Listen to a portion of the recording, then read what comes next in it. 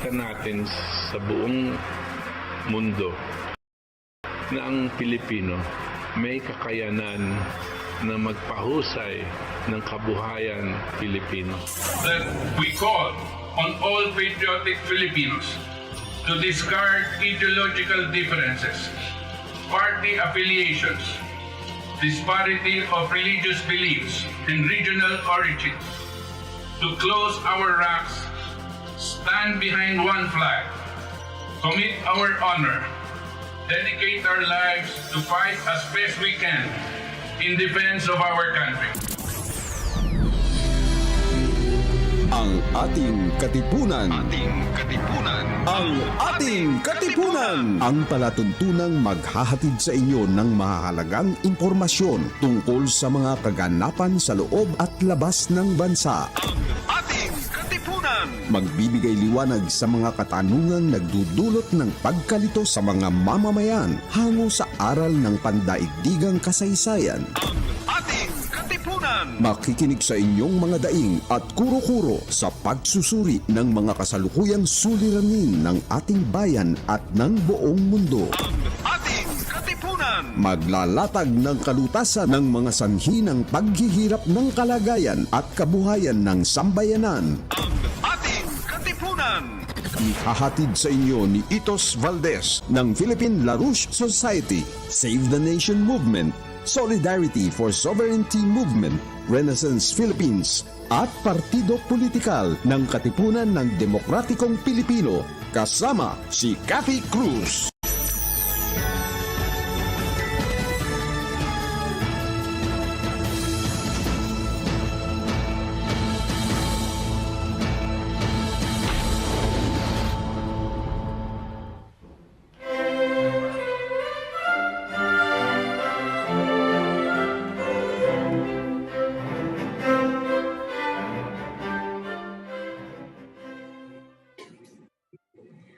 Magandang gabi sa lahat ng ating mga kababayan, Luzon, Visayas at Mindanao, at syempre yung ating mga kababayan sa iba't ibang dako pa rin ng mundo. Welcome po sa ating palatuntunang ang ating katipunan. Of course, ito na naman po, 2 oras na naman po tayo magtatalakayan, at syempre nandito ang tunay na bida ng palatuntunang ito, walang iba kundi si Itos Valdes. Magandang gabi sa iyo, Sir Itos. Magandang gabi, Cathy, at sa lahat ng tagapakinig dito sa atin, ang ating katipunan, this May 7, 2023.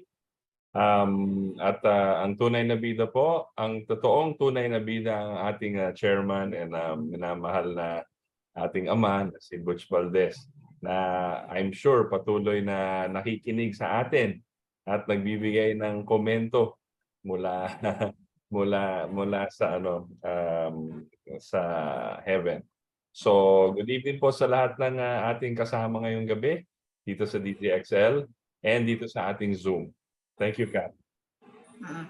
And of course, sa lahat po ng nanonood ngayon sa pamamagitan ng mga social media accounts ng Katipunan Channel o Katipunan ng Demokratikong Pilipino sa pamamagitan po ng YouTube and ating Facebook page, no?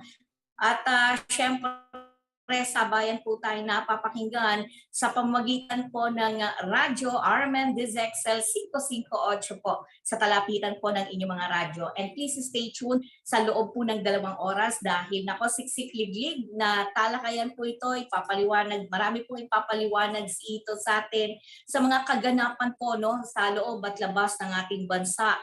At kung paano makakaapekto sa ating buhay at kinabukasan, of course, ng ating mga next generation, di ba? At syempre kayo po ay maaari pong magpadala ng inyong mga komentaryo o kung nais po ninyong sabihin, no? Pwede po kayo mag-iwan ng comment dyan sa ating mga social media accounts, lalo na sa ating YouTube, no? Marami tayong mga suki na nandiyan sa YouTube ngayon. Pero pansamantala po dahil wala pa po tayong dahil dati meron po tayong text line, no?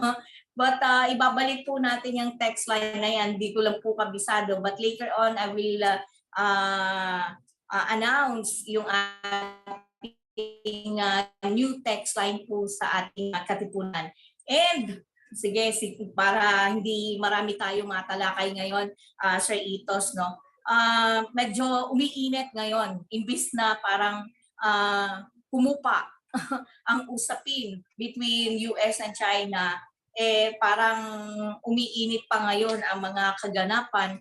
At kaya lang ang nakikita natin, iba yung inilalabas sa mainstream media at iba yung tunay na nagaganap, no, sa ground mismo, Itos. Maaring baka pwede mo ikwento sa amin kung ano ba ngayon ang nagaganap sa ibayong dagat na may malaking epekto dito sa ating bansa ngayon.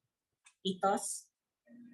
Yes, thank you, Kat. Well, siguro from the news reports, no, nakita na natin yung visit of state visit ni President Bongbong Marcos, bisita sa White House, kasama mga entourage niya, mga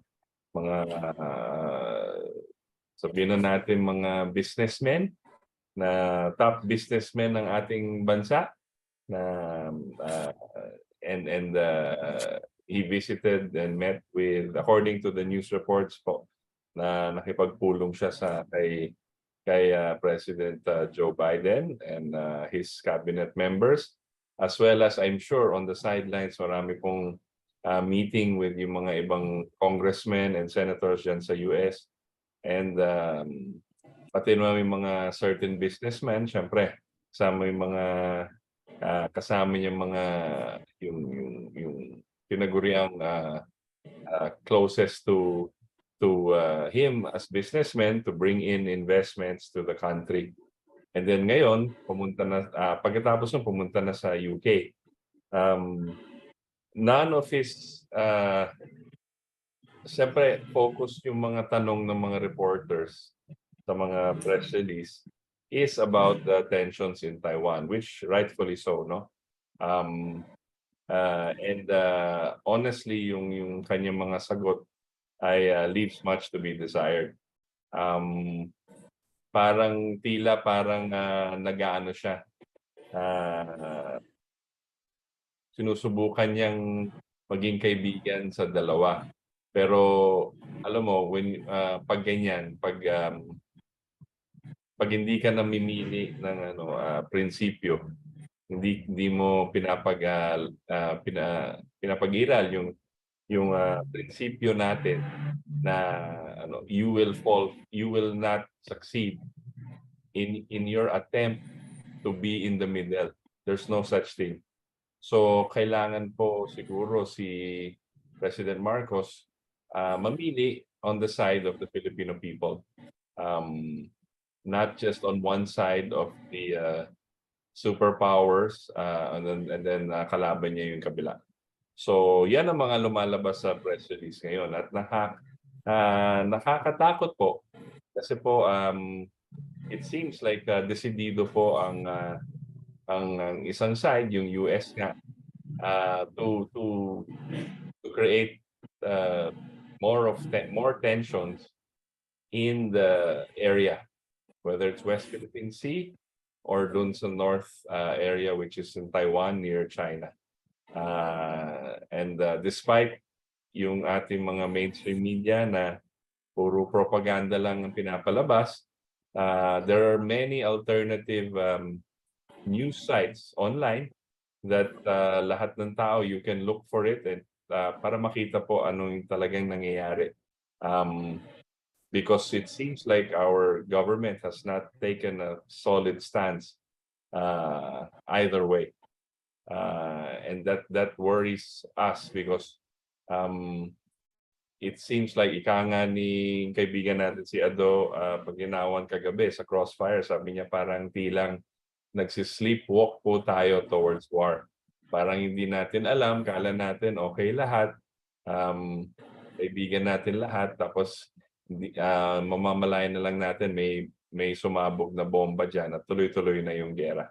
So I think that's a very serious, this is a very precarious situation, the most precarious we've been in, only because alam po natin na ang side po, it seems that the US administration is dead set on going to war, not just in China, this theater which is Asia, but including Ukraine, Russia.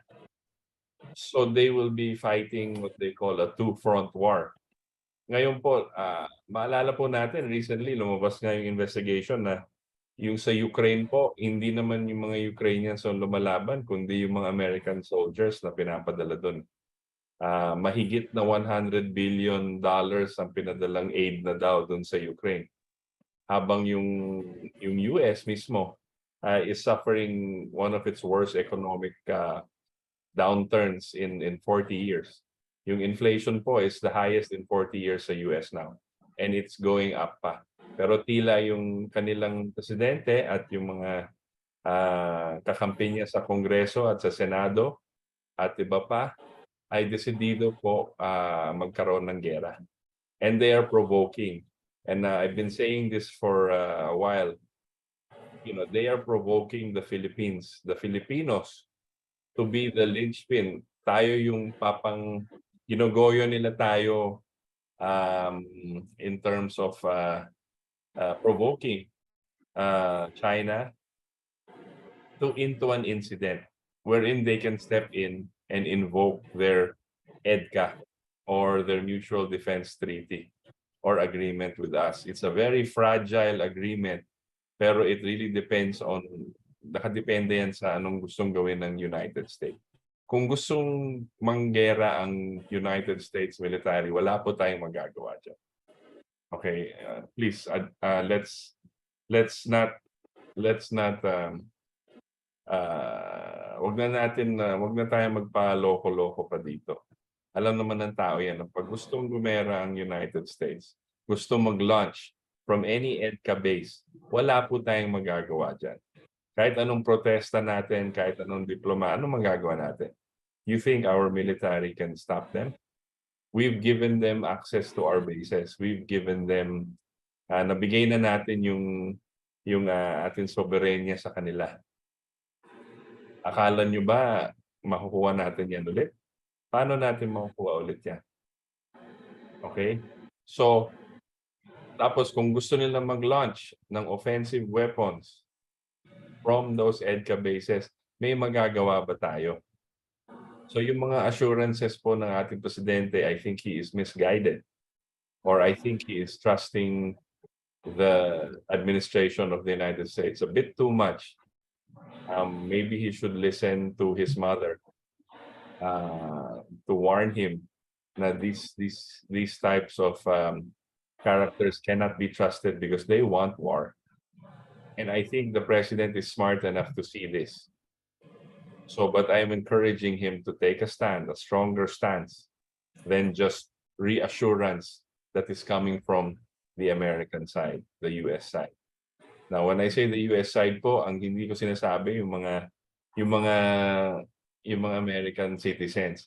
Lahat sila ayaw ng gera. Galit na galit sila sa administrasyon Biden ngayon.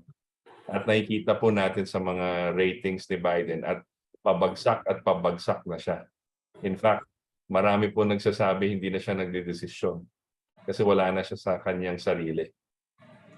May pagkaulinanin na daw ang presidente ng United States. Delikadong situation po yan because you have a country that does not have leadership and yet has a very strong military. Yan ang po ang delikado. And tayo, looking at this, what I wanted to say is that you have to realize ano yung ginagawa ng ibang mga bansa. Russia, China, India, or more than half the world's population of these countries that have the more than half the world's population, nagtatayo na sila ng sariling financial system and monetary system under the BRICS. Okay, it can be called anything else, but for lack of for purpose, it will be called the BRICS system. Now, sila po, humihiwalay na sila sa US dollar. Humihiwalay na sa US dollar. Sabihin, ang US dollar po at ang ekonomiya ng US, pabagsak na. Ika nga nung former President Trump, sabi pa nga niya, yung administrasyon Biden, ginagawang third world nation ang United States. Binibigay lahat ng resources sa labas, tapos ayaw ibalik ang manufacturing, ina-outsource lahat. Sinisira po niya ang sariling bansa ng United States. When that happens po, the dollar system is already crashing as we speak. Okay, so this is what's happening now. Yung USSR, yung Russia and China and Saudi Arabia along with India, lahat sila lumihiwalay na sa dollar, nag-exchange na silang straight. Yung ruble tsaka yung yuan, pwede ng straight exchange. Convertibility na po. Ibig sabihin, pwede na, hindi na kailangan dumaan sa dollar. Hindi na tayo kailangan bumili ng dollar para i-exchange para sa yuan. Diretso na. Okay? Ito yung nangyayari. Ito yung future. Kasi po, itong mga bansan to, sawang-sawa na sa status quo na system ng Western petrodollar. Sabihin, it is a system built in the 70s that you can only buy oil using dollars. Ngayon, that system is crumbling and everybody, lahat ng mga bansa of significance, yung strong manufacturing base. Alam mo po, yung Russia is one of the world's biggest supplier of oil in the world. And then China is one of the strongest manufacturing countries in the world. And then you have kakampi pa nila Saudi Arabia, kakampi pa nila India. Yun na po yung future. Dapat po sumama tayo doon. Dapat i-acknowledge na natin na nasira itong current financial system na puro speculation at puro sugal at puro mga money laundering ang lumalabas yan. Lumalabas na lahat ng investigation sa US. And join with real countries that are interested in building their nations through physical economy, infrastructure, roads, bridges, rail, energy systems, agriculture.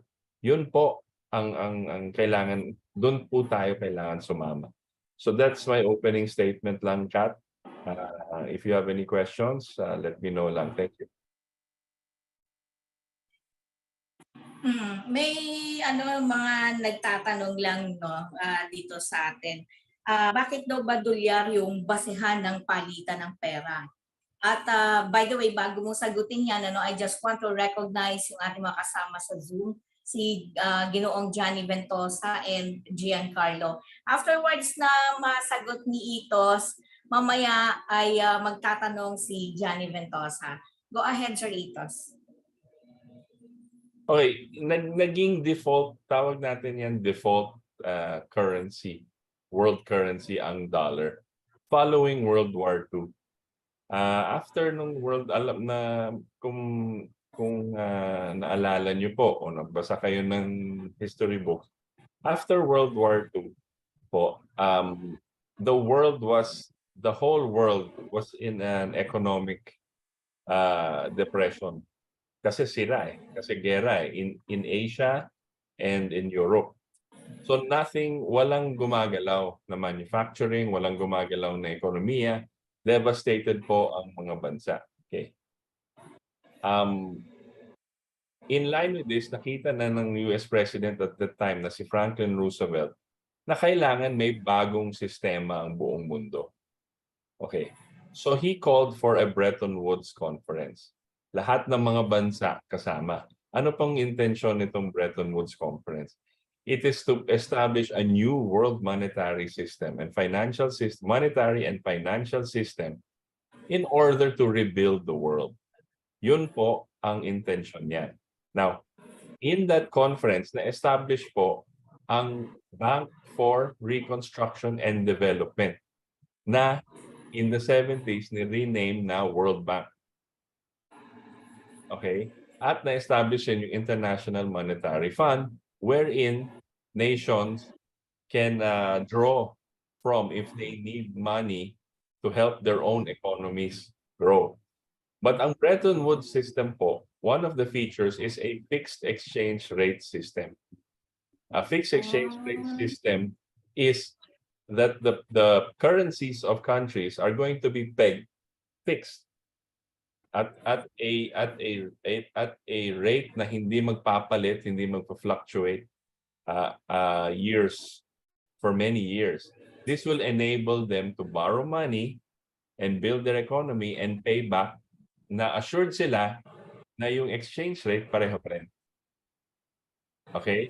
I won't go into too much detail like the gold reserve standard and all. But basically, the idea is i-fix natin yung peso to the dollar. That's why after World War II, I think we were 2-1, tas naging 4-1. Okay, it will depend on how fast your economy grows. It will depend on how much you produce, again. But ang number one country, so agree na sila lahat doon. Okay, fixed exchange rate tayo. Pero ang number one currency at that time, number one economy at that time, ay ang United States. Bakit? In the 1930s, after the Great Depression, 1929, Great Depression, 51% unemployment sa US. 1929 po bago World War II World War II po, 1939, 1940 to 1945. Ito, 1929, yung Great Depression. 51% unemployment sa US. Pasok naman to Franklin Delano Roosevelt, 1932. At pinalitan niya yung buong policy ng US at the time. Tinawag nga siyang diktador, tinawag siyang maraming pangalan ng tawag sa kanya kasi ang kalaban niya po yung mga bangkero, mga oligarko. Kasi sabi niya, and you can research this online sa YouTube, yung inaugural speech niya, sabi niya, tatanggalin niya po yung mga speculator at yung mga oligarko sa gobyerno.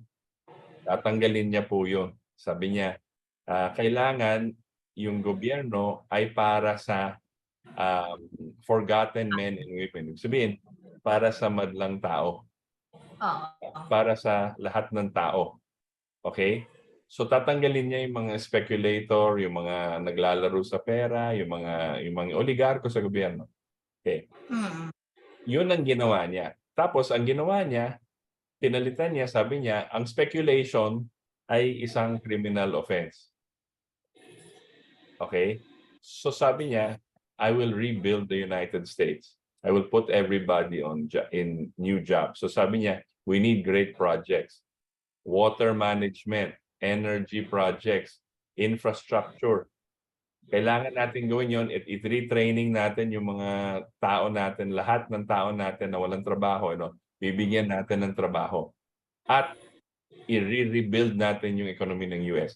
Fast forward to about World War II, 1930s, 1940s, number one manufacturing country ang United States at the time. Because they transformed their economy. So yung mga ginagawa nilang mga steel, bridges and all, ginawa nila, pinalitan nila, konting tweak lang, sabi niya, okay, gagawa tayo ng armas ngayon. So, walang ibang, hindi in a very short time, natalo na ang mga Nazi sa Germany at natalo na yung Japan. Kasi walang habol sa US in terms of manufacturing and production powers. Sila yung number one sa mundo. Okay. So, Bretton Woods, sabi nila, fixed exchange rate, bakit yung dollar? Yung dollar, what the dollar represents is the power of the United States economy at the time. So sabi nila, default currency yung dollar. So sabi ng US, sige, for now, pwede yan. Kasi, kumbaga, pag may dollar ka, ibig sabihin, nasa likod mo yung buong US economy. And all the manufacturing, agriculture, lahat yan. So this went on until 1970. 1971, pinalitan ng mga bangkero, namatay na si FDR, si Franklin Roosevelt, 1945, I think. And nagpalit na yung mundo. So by the 1971, nagpalit na sila, hindi na fixed exchange, naging floating exchange rate system. Okay? Tapos yung World Bank, yung Bank for Reconstruction and Development, they renamed it the World Bank. So instead of it being an organization dedicated to reconstruction and building of the world economy na tuloy-tuloy, naging siyang parang private bank ng mga bankero. So bumalik tayo dun sa nakasira na ekonomiya. So the dollar then became a tool of speculation rather than representing what is more important. Kasi ang pera po, hindi nyo pwedeng kainin. Hindi nyo pwedeng, wala kayong magagawa sa pera. Ang lakas ng pera ay kung anong mabibili nyo o makuha nyo sa pera nyo. Kumbaga, 100 pesos, anong mabibili nyo dyan? So ang mas importante, ang mismong commodities, agriculture, energy, water, lahat yan mas importante sa mismong pera. Ang pera lang ay instrumento ng pangangalakal. Pero hindi yan, wala po yan value. Bago magpalit from a fixed exchange rate system to a floating exchange rate system, there was no such thing as currency traders or forex. Kasi hindi naman nagpa-fluctuate masyado yung fixed exchange. Diyan lang siya. So no reason to buy dollar. Ngayon, bibili ka ng dollar para makipag-speculate. Kung tumaas, kumita ka. Kung bumaba, di ba? Ganun lang yon.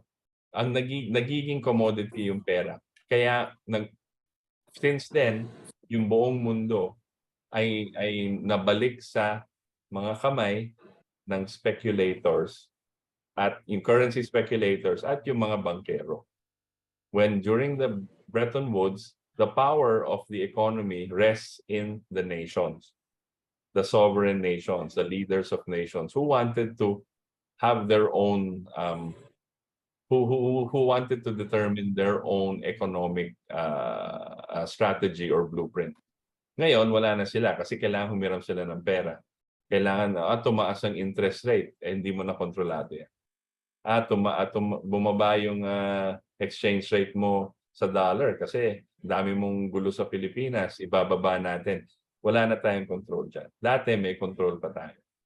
So that became the default. That's why the dollar became the default. After 1971 floating exchange rate system, instead of the dollar being used to help economies, it was now used to speculate and actually I would say used as a weapon against nations that wanted to develop. And we're seeing this now. So print lang sila ng print ng dollar, wala ng value. We are going back to a situation. The Western banks are going back to the Western monetary system po is going back to Weimar Germany, where we have hyperinflation. Na countries will not produce anymore, pero maraming pera in circulation. Pero wala na pong value yung pera. Kasi binigyan natin ng halaga yung pera. Dapat yung halaga is what your country can produce in terms of steel, agriculture products, energy per capita. Yun ang dapat batayan, hindi po yung GDP. So yun lang po. I hope I was able to explain a bit and then I can expound also if you have any other questions. Thank you, Kat. Okay. Thank you, Sir Itos. Loud and clear. At least nalaman natin ngayon na kumbaga, Sir Itos, mas maganda pala yung fixed exchange rate yung compared sa ngayon na floating exchange rate dahil parang sa paliwanag na naalala ko yung paliwanag ni Sir Butch noon dati na mas marami kang magagawa kapag ka fixed exchange rate. Lalo na, halimbawa, pag magtatayo ka raw ng building, kumbaga, halimbawa, kung isang taon mo siyang itatayo, yung halaga raw noon na nakabudget na for that building na itatayo mo ay hindi raw nagpa-fluctuate, hindi taas-baba yung halaga o nang gagastusin mo. Kumbaga, nababudget mo raw ng maayos.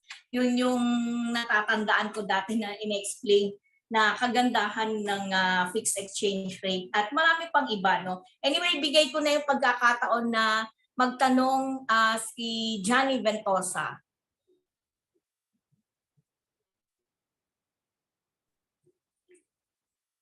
Johnny? Yeah, good evening, everybody.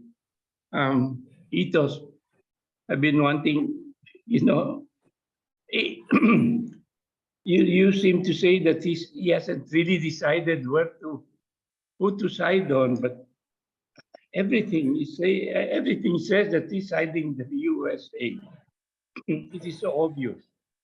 Um, aside from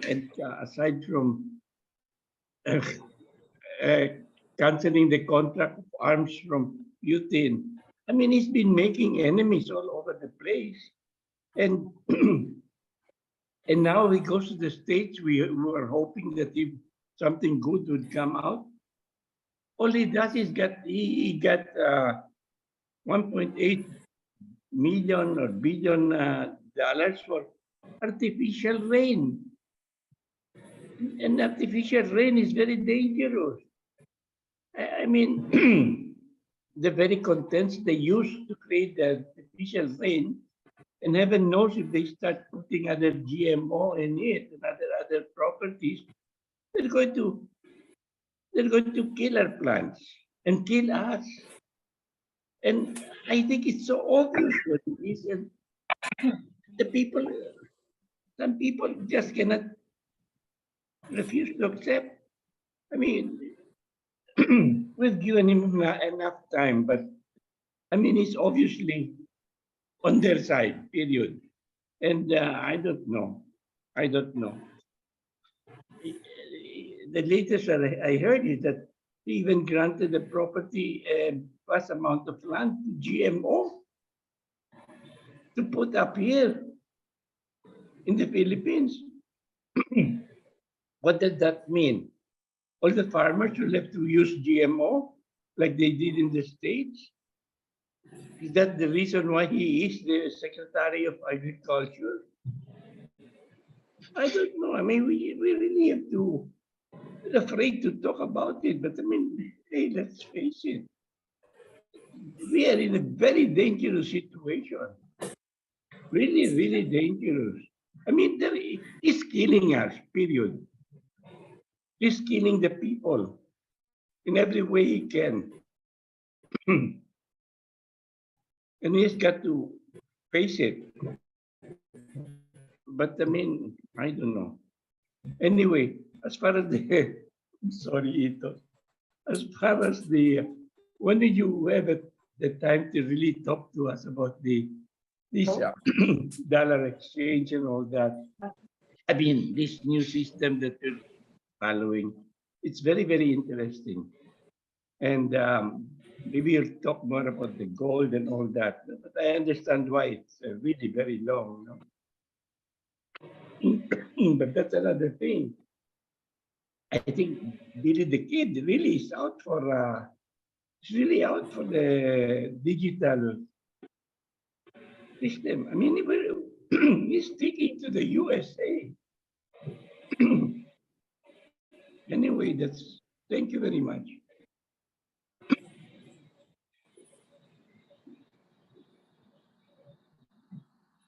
Thank you, Sir Johnny. Sir Itos? Yeah, I mean, yes, I sense a frustration. No? Every week, our friend Johnny, it's good because he expresses his frustration at what our president is doing, and yes, and we're all frustrated with it. There's still, I'm struggling to understand his strategy, if ever there is one. But it's coming to light.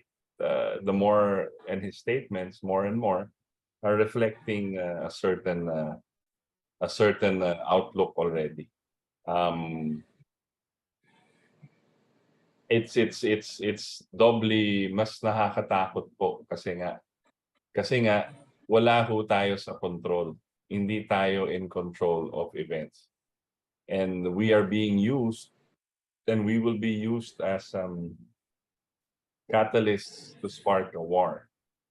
I keep saying po, natatakot po ako kasi baka mangyayari is may false flag dito sa Pilipinas o sa Taiwan, tapos i-blame sa China, syempre, tapos yun ang nag-umpisa. Yun po yung mga nangyayari sa gera, false flags. Tapos malala po natin sa ating historical our history, our own history, is that yung umpisa ng Spanish-American War, may false flag na pinasabog nila yung battleship Maine sa Cuba, tapos nagdeklara na ng war against Spain. Pero po, papunta na yung mga Navy ships ng US dito sa Pilipinas. Matagal bago sumabog tong battleship Maine. So alam nila ang gagawin nila. So this is what's happening to us. Nasabi ko po kahapon sa Crossfire, ang show namin sa Crossfire kahapon, sabi ko, binibigyan tayo ng mga armas, yung mga second hand, pero still deadly. Tapos pinapalaro sa atin yung mga armas, tinuturuan tayo bumaril. Tapos sasabihin nila, sige, barilin mo. Sige, tuktukan mo yan Coast Guard ship ng China. Total, nasa likod ka naman namin eh. Ganun namang sabi. So, tayo ang unahan. Tapos pag nag-retaliate po yung China sa atin, pasok na sila. Pero tayo yung tanga na nagpapauto na gawin ito. It's not for the Filipino people. It's not for our development. It's not for our security and safety. It has nothing to do with our security and safety. And everything else they say, what EDCA is for, it's the opposite. Yung mga tulong sa mga tulong sa mga livelihood projects, climate change, all of that is propaganda.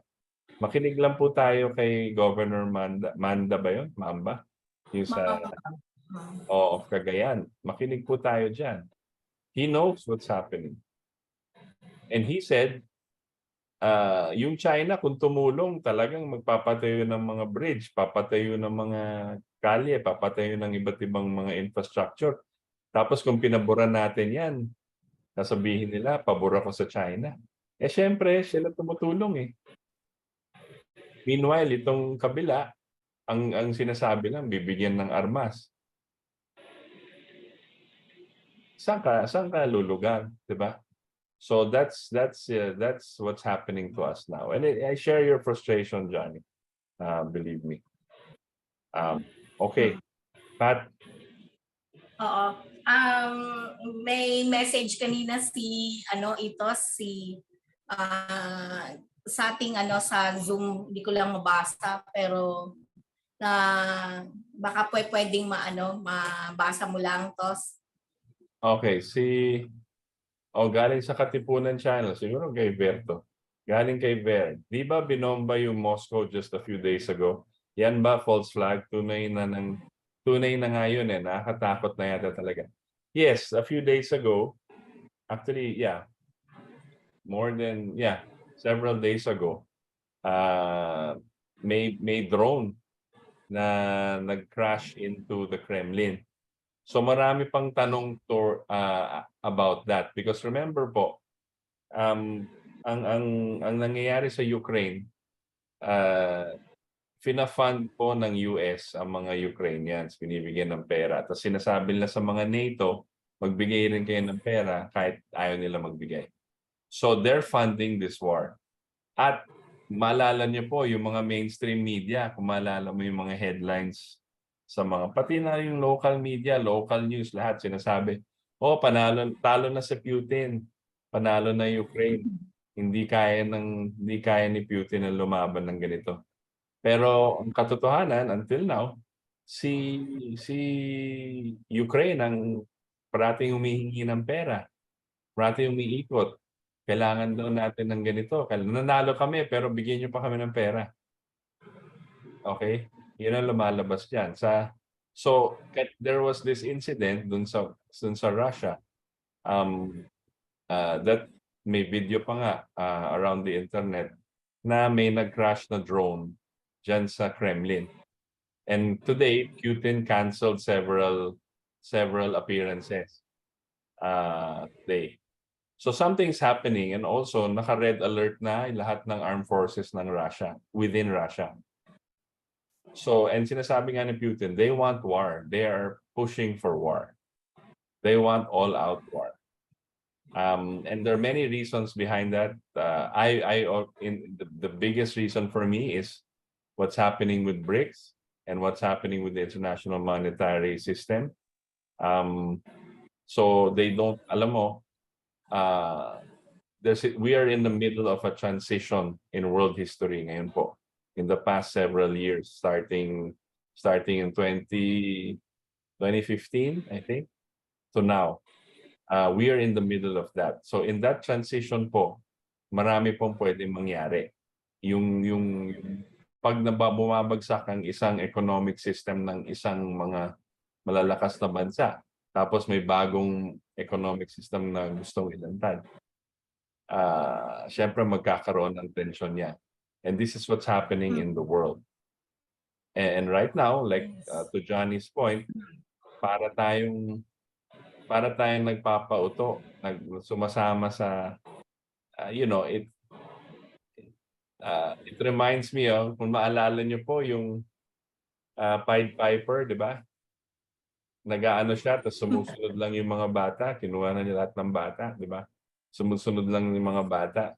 Or yung mga fairy tale na yung mga lemmings na takbo lang sila ng takbo ng isang direksyon, tapos kahit nahulog na sila sa bangin at namatay na, takbo pa rin sila doon.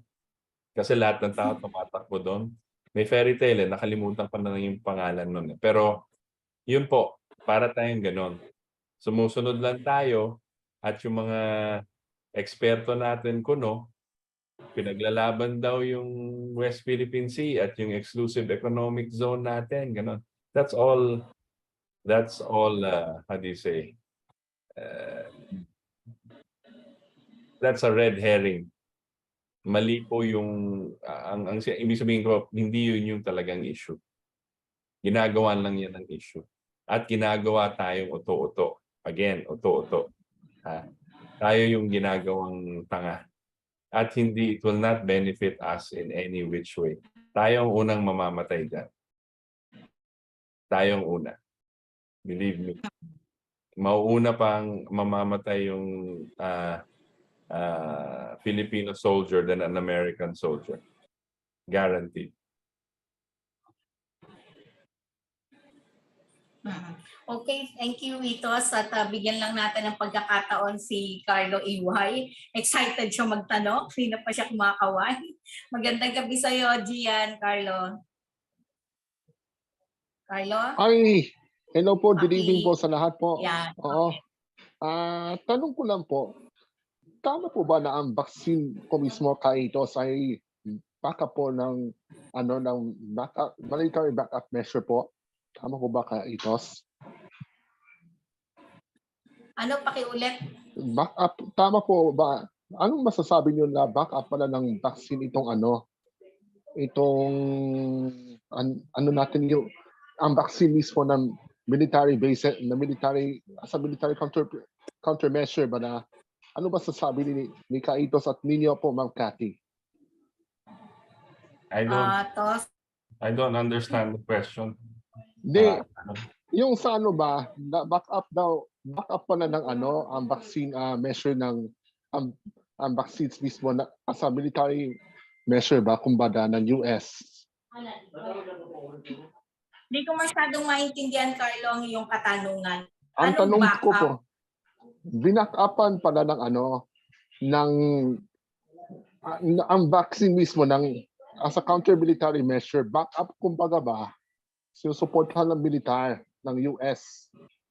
Diniscuss kasi ito ni the attorney Ting Tadabi sa huddle. I'm not sure about the question, Carlo. Pasensya na, pero Ito nasa i-chat ko lang. yeah, sige. So maybe you can formulate the question better para masagot natin ng maayos. Go ahead, Kat. Oo. Ah, siguro anyway, mas maganda iayos mo lang yung question mo, medyo hindi namin magets, no? But anyway, bago tayo magpatuloy, it's 7:45 na po ng gabi at Philippine Standard Time at kayo po ay nakikinig pa rin sa himpilan ng RMN DZXL 558 kHz at sabayan niyo po kaming napapanood sa pamamagitan po ng mga social media accounts ng Katipunan Channel o ang Demokratikong Pilipino YouTube account, no? At bigyan natin ng pagkakataon si Johnny Ventosa uli. Sir Johnny, magandang gabi. Yan, pangalawang katanungan ni Johnny Ventosa.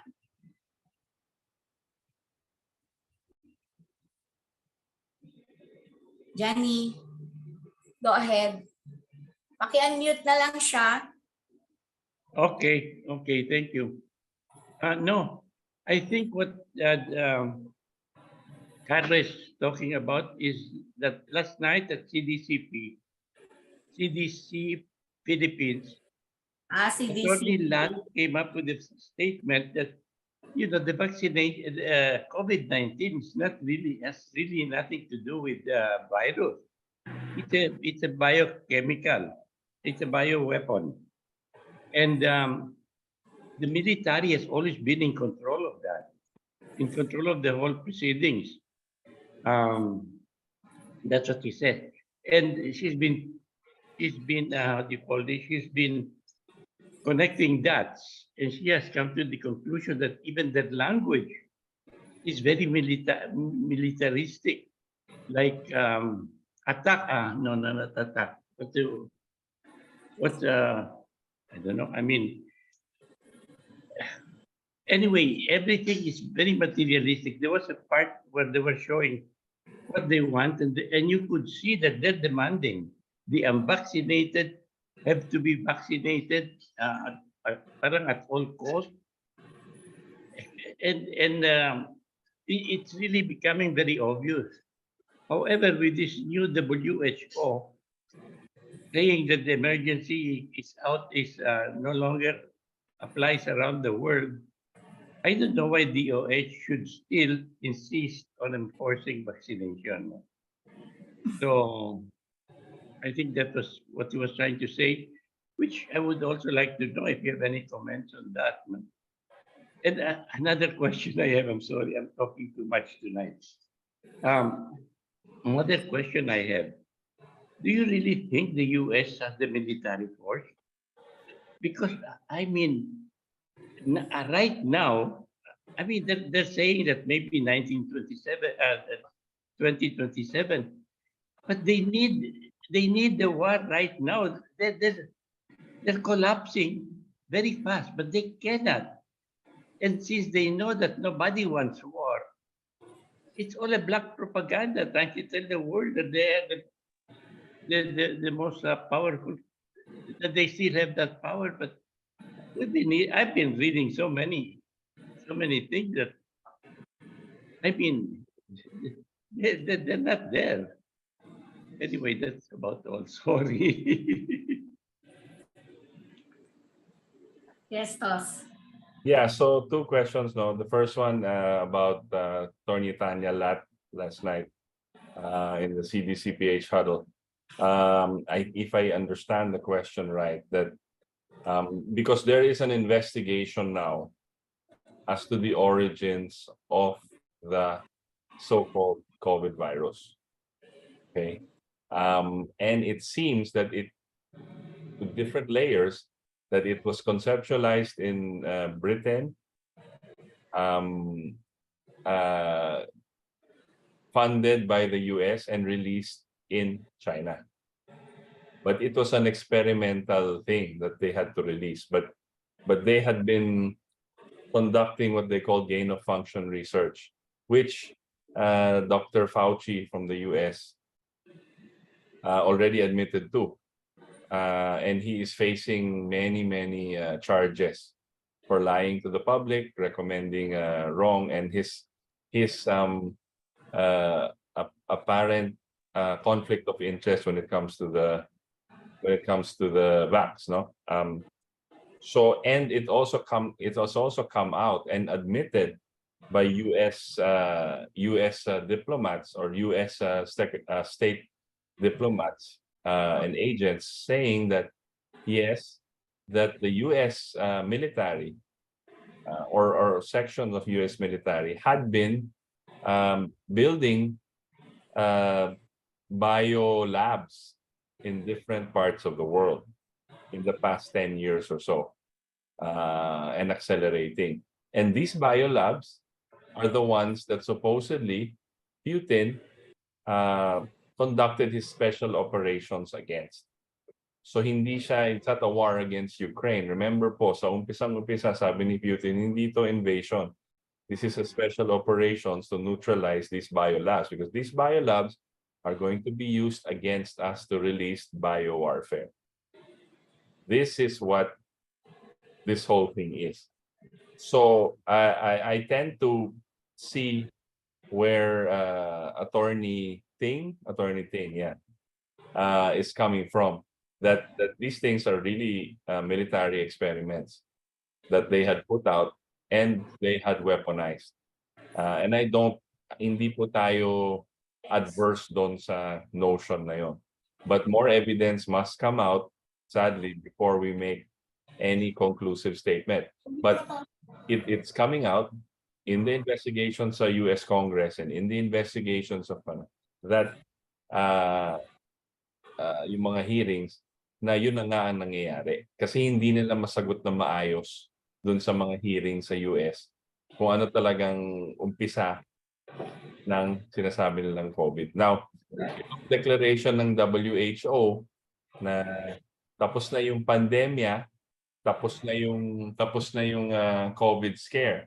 And nag-respond naman yung DOH, sabi nila, we are currently meeting to issue a statement after hearing this, after this whole statement by the WHO. Now, for me, it is very strange because at the very start of this thing, when they declared it, it was also under very suspicious circumstances. Now they're taking it out, which in the context of what's happening now, the world is highly suspicious. Now, this Senate bill that they're trying to push in Congress and Senate, it could be pushed while everybody's looking the other way. Right? So I think we should be vigilant. This is medical martial law. Kumbaga, itong Senate bill na to, na walang oposisyon sa Congress at sa Senate, walang nag-oppose dito.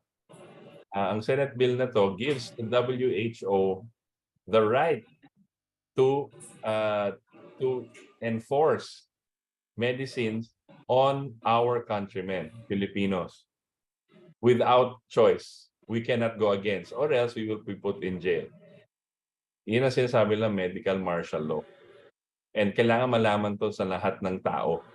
Dapat sulatan nyo yung congressman nyo, sulatan nyo yung senador nyo, at sabihin, wag ipasa ito.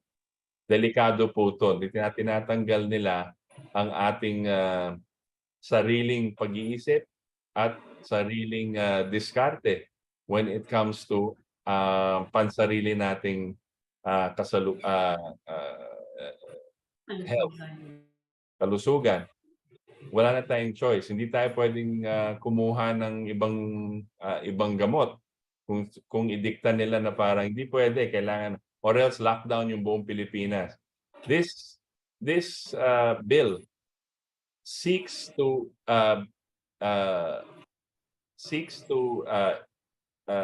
be superior to national government.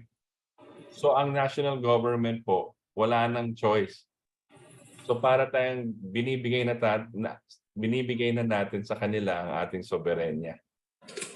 Sa lahat ng choices when it comes to our health, our welfare, our future, because ang lalagay nila contraception. Masyado na kayong maraming tao. Kailangan mag-population control na kayo. Masyado na kayong maraming ginagastos sa kanyang healthcare. Dapat yung mga matatanda hindi na gamutin dahil magastos. Now, that is reminiscent of during the 1930s in Germany, whereby the ruling party, which is the National Socialists, were saying we should get rid of ang tinatawag nilang useless eaters na wala naman daw contribution sa society kundi kumain. Kailangan wag na natin gamutin. Kailangan wag na natin bigyan ng tax kasi mabigat sa estado. Iyon ang gusto nilang gawin with this bill. So we should vehemently oppose this bill as citizens of a sovereign nation. If our leaders, our Congress and Senate, are too scared or too corrupt to oppose it, we as citizens, we are more than them. We should oppose this with all our might. And we're doing this during the CDCPH is doing this. We've joined them, and during our radio program, we will talk about it and fight this bill. And hopefully the president will listen. Hopefully. Yun lang po. Did I answer your questions, Johnny? Okay. All right. Okay. Thank you, Johnny, and thank you, Sir Itos. At may katanungan uli si Giancarlo. Gian? Go ahead.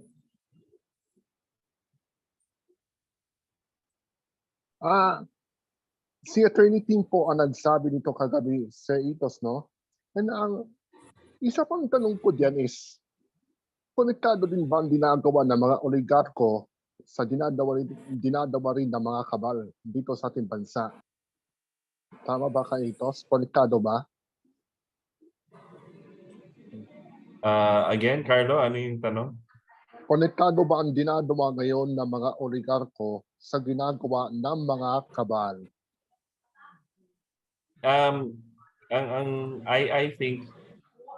I think no, Carlo, it's connected. Yung mga the cabal, if that's what you're saying, CABAL, yung grupo ng mga sinasabi ng deep state or industrial complex, military industrial complex. Every country may nilalapitan silang mga mayayaman at oligarko. So hindi ako magugulat kung ang mga oligarko natin tatanungin nila kung gusto nila sumama sa kanila. Ito ang gagawin natin sa bansa, sama na kayo.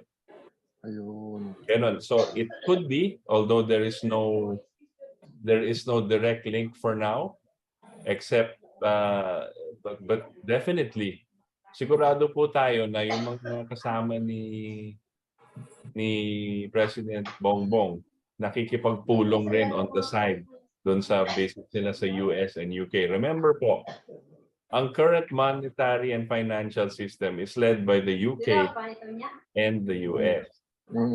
Okay? So that one is crumbling. That is being destroyed right now by the BRICS. Nasisira na po yan. So, now, yung mga oligarkong yan, bankero at yung mga elite, desperado na sila. They're working with the military intelligence, they're working with the military in the US, the corrupt side of the US military, to push war. And when they do that, they're thinking that they can save their system and or they can control resources of different parts of the world para buhay pa sila. That's what I think is happening. And our own oligarchy, although small compared to the world oligarchy, is still a crucial element into controlling how the Philippines will behave and controlling the Philippine population. Kasi po, ang sinasabi ng mga yon, makokontrol nyo ba yung population ng Pilipinas? Makokontrol nyo ba yung mga tao nyo pag itong gusto natin gawin? Paano kung magprotesta? Paanong gagawin nyo? So you have to work together to keep them quiet, to control them. Yun lang po. Kaya po hinihingin ko lahat ng mga kababayan natin, lahat ng patunay ng patriotiko. The first one is to reject this Senate bill, this new bill that proposed and written by the WHO. Hindi po natin sila kakampi, hindi natin sila kaibigan, yung WHO. Ang layunin ng WHO now, tila it seems na it's population control. And everything they're pushing, lahat ng itinutulak nila, lahat ng mga kakampi nila dito, kasi senador, kasi oligarko, kasi congressman, o pati na si presidente, if ever, lahat ng gusto nilang gawin, naghahanap sila ng kakampi para makontrol ang taong bayan. Wag po sana natin payagan yon. Yun lang po. Mag-ingay po tayo, magsalita po tayo, kulitin natin yung mga kongresista natin at yung mga senador natin. At wag na wag po, kung ayaw nyo po magpaturok, wag na wag kayo magpaturok. Wala silang karapatan mamilit kahit anong sabihin nila. Yun lang po. Thank you, Itos. At gusto ko lang pasalamatan, no? Naalala ko nga pala yung ating mga kaibigan dyan. Sila Nanay Gemma, no? Dyan sa malapit sa Senado, no? Kung saan ay nag-house sila dyan o nagpipiket sila. Katulad nga ng sinabi mo, Itos, na tinututulan nila itong House Bill na to. But anyway, kanina nakita ko nagtaas si Mang Johnny Ventosa. Mang Johnny, may another question ka ba? Paki-unmute na lang si Johnny Ventosa.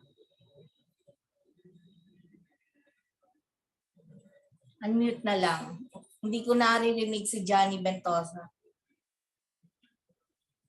Tek. Paki-unmute na lang si Johnny Ventosa, please. Okay, thank you. Okay. No, he answered it. He answered it. So I removed my hand. No, he answered the question. I had the question and he answered it. Said a statement, and that's it. Thank you. Anyway. Okay. Itos, may tanong lang din ako, no? Balikan natin yung tungkol dito sa nangyayari sa between China and the US, eto nga sa EDCA na to. Hindi ko lang maintindihan, actually nakita ko etong March 5 interview ni Pangulong Bongbong Marcos na kaya daw sinusuportahan niya o importante itong EDCA. Kumbaga nagpapasalamat pa nga siya na merong mga dagdag na tinatawag nating mga US bases dahil ito raw ay parang protection natin sa labanan sa Taiwan at China at binabanggit nila kasi may mga Pilipino raw tayo na nandoon sa Taiwan. So parang yun ang binabanggit ni Pangulong Bongbong Marcos na mabuti nga raw at meron tayong aalalay. Ganun yung niya, statement na kanyang binanggit sa isang TV interview ni Pangulong Bongbong Marcos. Can you react about it? Na iniisip niya yung ilang daang libong Pilipino na nasa Taiwan versus tayong sambayan ng Pilipino na milyon dito sa ating bansa, mas maapektuhan. Can you comment about it? Ay nako, those statements are that's what you call PR. Sugar coated. Yes, press release, those are those are expert PR talking points. Binibigay sa kanya yung mga sagot and that's how he answers it. Look,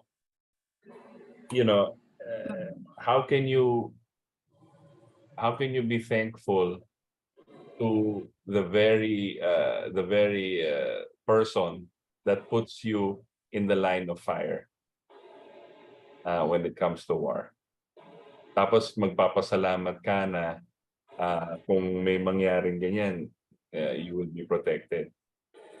Pero sila naglagay sa'yo sa panganib. Diba? So ang question nga there is you should decrease the tensions of war. You should promote peace. you should join with say, look, China has China ever said they want war? No. Never. Has Never. has Russia said we want war, we want to kill everybody? Never. Yung nagsasabi mismo na gusto nila magkagera with China. China is our enemy, Russia is our enemy. Yun yung US po eh. Yung administration ni Biden. Yung administration ni Trump, walang sinasabing ganyan, walang gera nga. Puro peace accord ang ginagawa ni Trump. Tapos pag nung nakaupo na tong si President Biden, biglang gera na naman lahat. 'Di ba? Oh, so sila mismo ang nagsasabi, and what's driving them is the collapse of their system. That's what's driving them to war. And China and Russia have been very smart. Hindi sila bumibigay sa mga provocations. May doctrine ng China na not to fire first. Pero, so mauuna yung Pinoy. Yung Pinoy ang unang babaril dyan. Masyado tayong bilib sa sarili natin, akala natin may bago tayong baril, magaling na tayong bumaril at may discipline na tayong hawakan yung isang baril o isang missile o isang javelin o isang bagong decommissioned warship. Pang-provoke lang yan because we cannot wage any kind of warfare on our own. And even if we could wage a moderate war, why would we? Bakit pa tayong gustong gumera? Ano bang ginagawa ng China? Yabang-yabang natin. Hindi ba? Alam mo kung sino tayo kung umasta. 'Di ba? Kalaban yung China, bully yung China. Bakit ano bang ginagawa nila? 'Di ba for 10 years they've been saying let's go on, let's stop. Usap-usap tayo lahat na may claim sa mga islands na 'yan. Let's develop it jointly. Tayo nagsabi sa kanila, "O sige, conference tayo, pero kailangan kasama yung si kuya ko, yung US." 'Di ba? Hindi tayo pwede tayo lang. Dapat kasama yung US, si kuya ko. Siya ang rest back ko eh. At sinasabi sa atin ng mga US, which I think is mga CIA and yung mga deep state, na wag kayo papayag na wala kami dyan. So namin makialam dyan. Anong pakialam ng US sa West Philippine Sea or South China Sea? Kung di, if it's not military in nature. Hindi ba? Di ba? Nandun na yung mga nagbubulag-bulagan na lang yung ayaw pa aminin na yung China ganyan. O nabe-brainwash na kayo ng propaganda ng mainstream media. Kung puro mga mainstream media pinapanood yung news, ay nako, hindi nyo pa alam, bulag na kayo. Ang dami nyo ng gulo sa utak nyo. Huwag kayong makinig sa mga ganyan. Maghanap kayo ng alternatibong media, alternatibong mga eksperto at nagsasalita ng totoo. Sa mga tagapakinig sa atin, huwag kayong malinlang. Tagal na tayo nililinlang ng mga propaganda.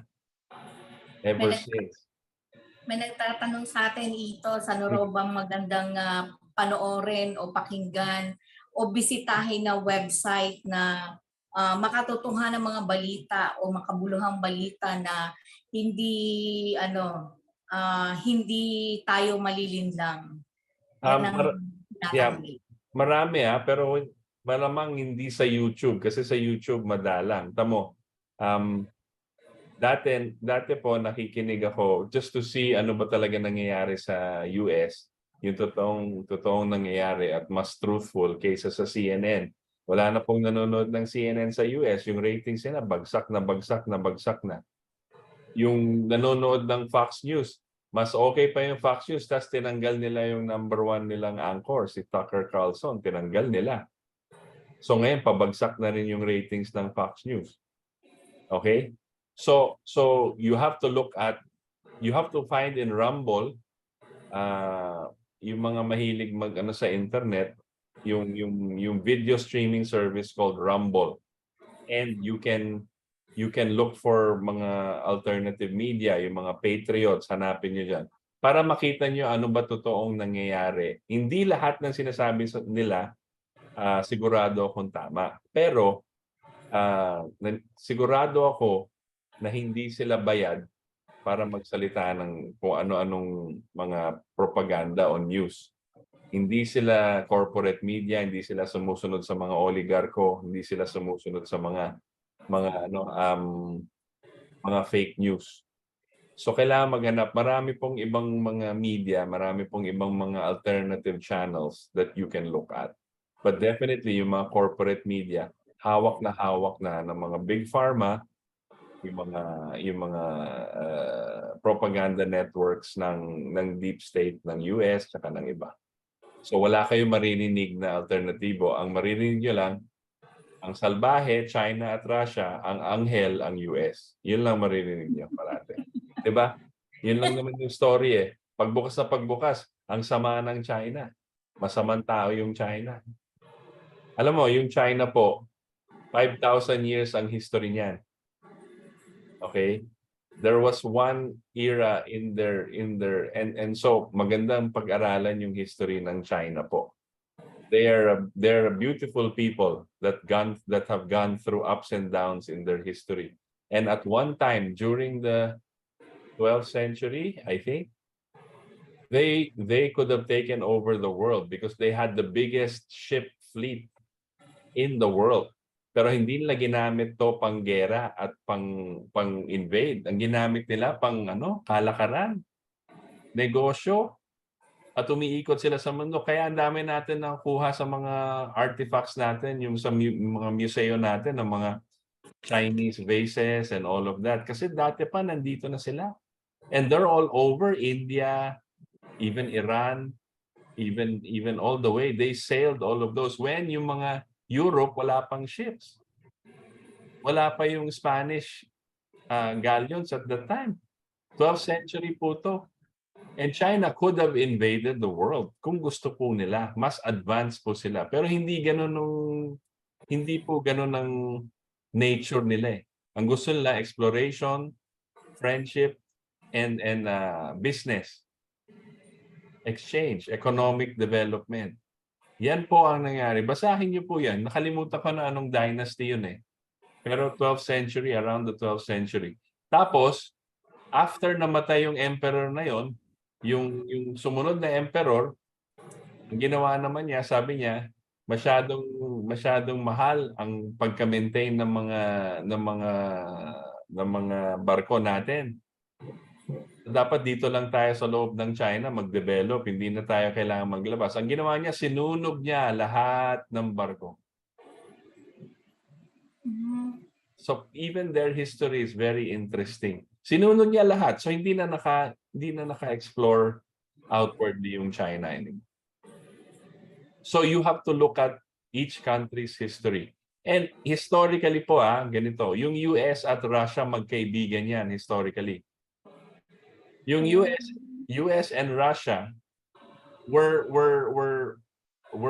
allies in many times in their history, and Russia had even sent warships during the American Civil War to help Lincoln.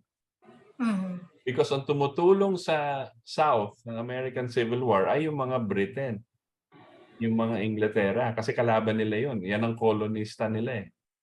Yan ang nag-colonize sa kanila. So sinusuporta ng Britain with arms and shipments ang mga gustong ituloy yung slave trade, yung the South ang sinasabi nila. So tumulong ang Russia. Nagpadala sila ng warships doon, tinabi nila doon sa harbor sa New York tsaka sa kabila para walang makalanding na British ships. So those things hindi po alam ng everybody. Of course, you have to read history, you have to look it up. Pero historically, magkaibigan yan. At tayo, historically, kaibigan natin yung China. Matagal na po sila nandito. Ang dami natin kaibigan sa China. They've been friends with us. Okay? They've never invaded. They've never done anything wrong. Historically, wala. mas historical ba na frenemy natin yung mga United States, di ba? Minsan kaibigan, minsan kaaway, di ba? Eh yung China parating nandiyan lang sila. Gusto nila business lang tayo, di ba? Oh, we historically were friends with China. Historically, we're friends with the US. There's no reason why we should side with one over the other, especially now. Kasi po, ngayon in the nuclear age, ang sinasabi kanina ni Johnny na tama, yung mga analysts, sinasabi nila hindi kaya manggera ngayon ng US kasi kulang na kulang sila. Their economy is dead. They're not manufacturing anything of worth. They cannot manufacture war anymore. But they have an arsenal of nuclear missiles, which they can launch anytime. Which their submarines, the Ohio-class submarines, which they have in their destroyers, nuclear missiles. All it takes is one. Isa lang. So it doesn't matter na prolonged warfare, sinasabi nilang boots on the ground na papadala ng tao. Hindi na yon.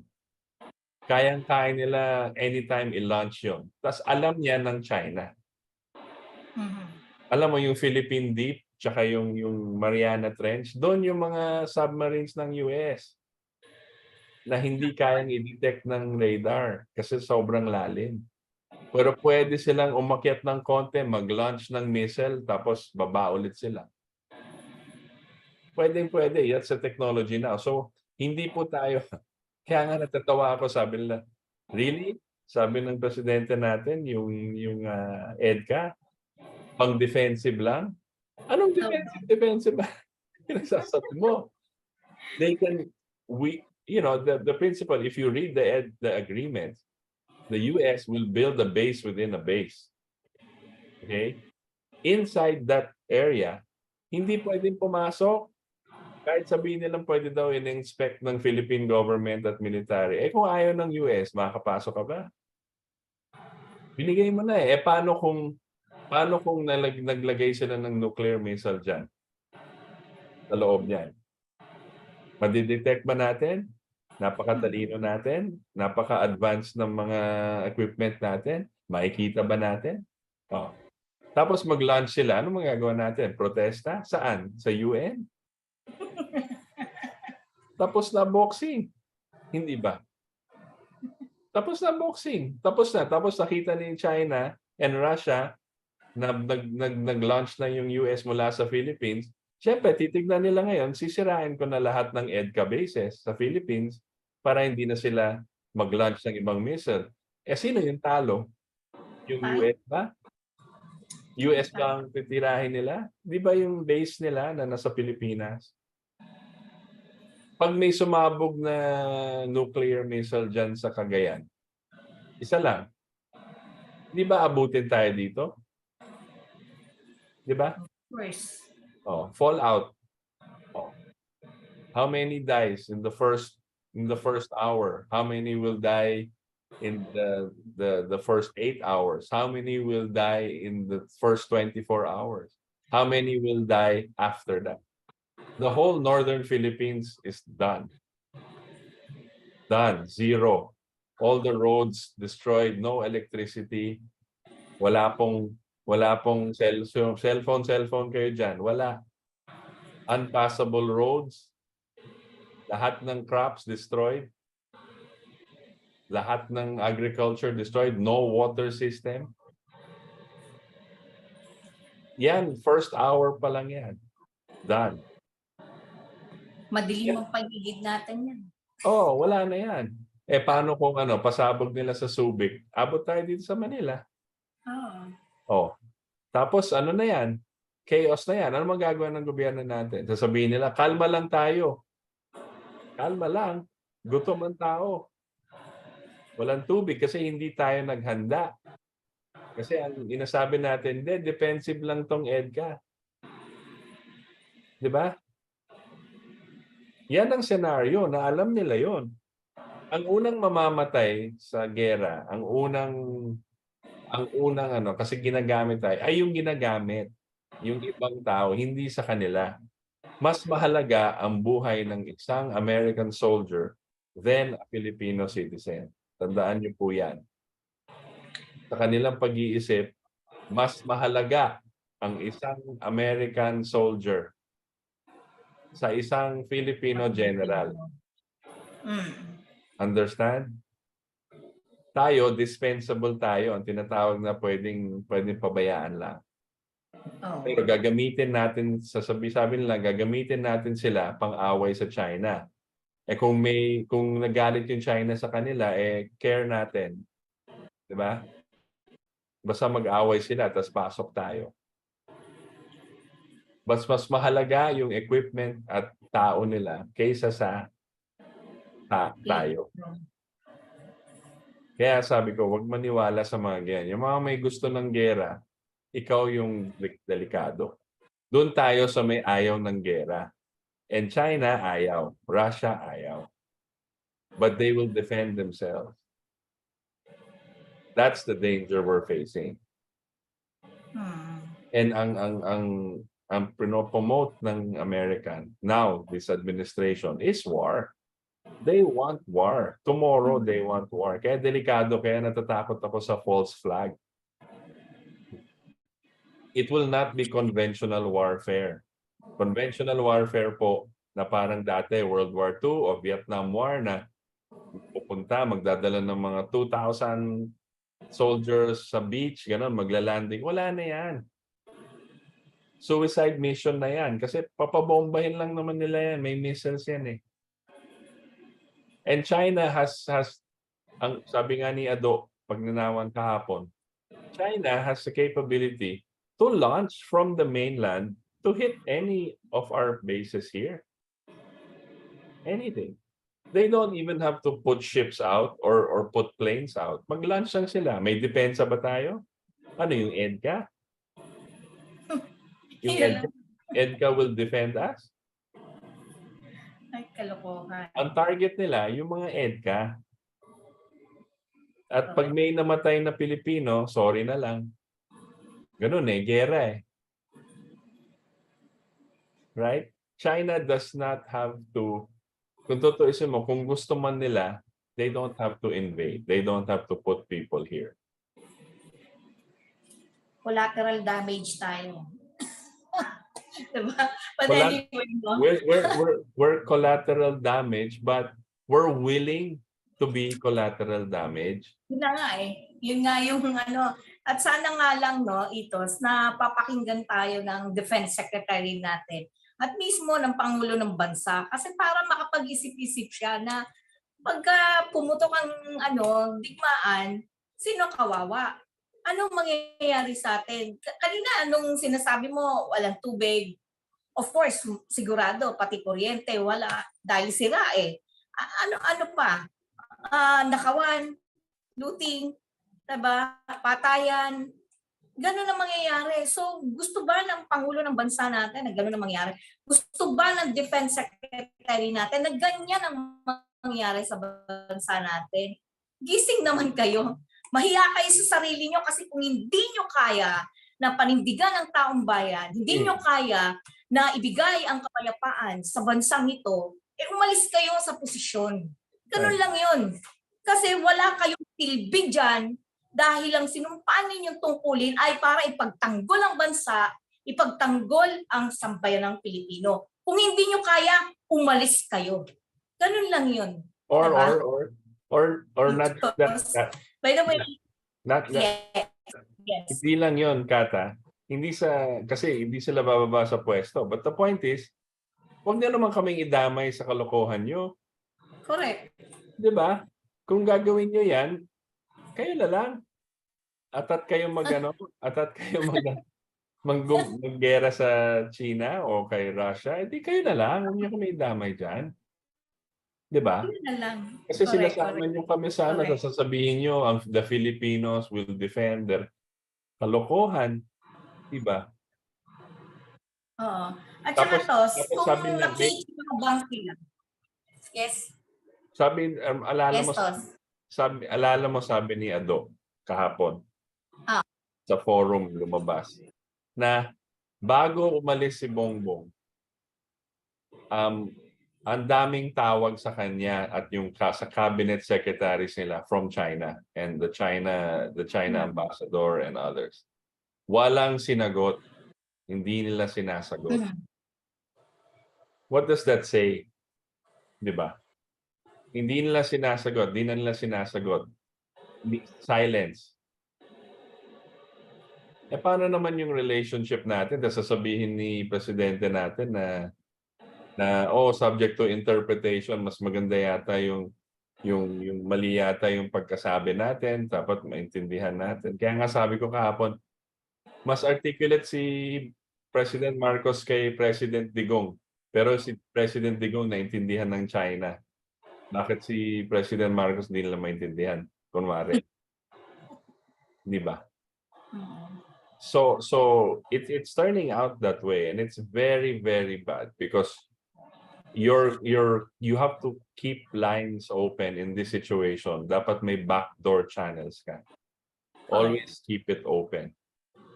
Itong China it has a very strong military, and their military technology is also very very advanced already. Okay? Sila pa yung may ayaw ng gera. Sila pa yung sinasabi nila, hindi, mag-usap tayo. Kasi alam nila wala naman benefit yung war kahit kanino. Correct. Walang advantage or disadvantage yung war. Ang advantage lang is if your system or your power is being threatened and you want to keep it, so you want war to keep it. Yun ang nangyayari. Instead of joining where you will lose your power, gera na lang. Kumbaga talo ka na sa chess, sinipa mo yung chessboard para gulo. Para walang panalo. Diba? Yun ang nangyayari. This is what's happening. And it's nakakatakot po. Nakakatakot po talaga ang nangyayari. Very alarming na. Anyway, bigyan natin ng pagkakataon si Johnny Ventosa uli na magtanong. Then after Johnny is si Giancarlo. Johnny Ventosa.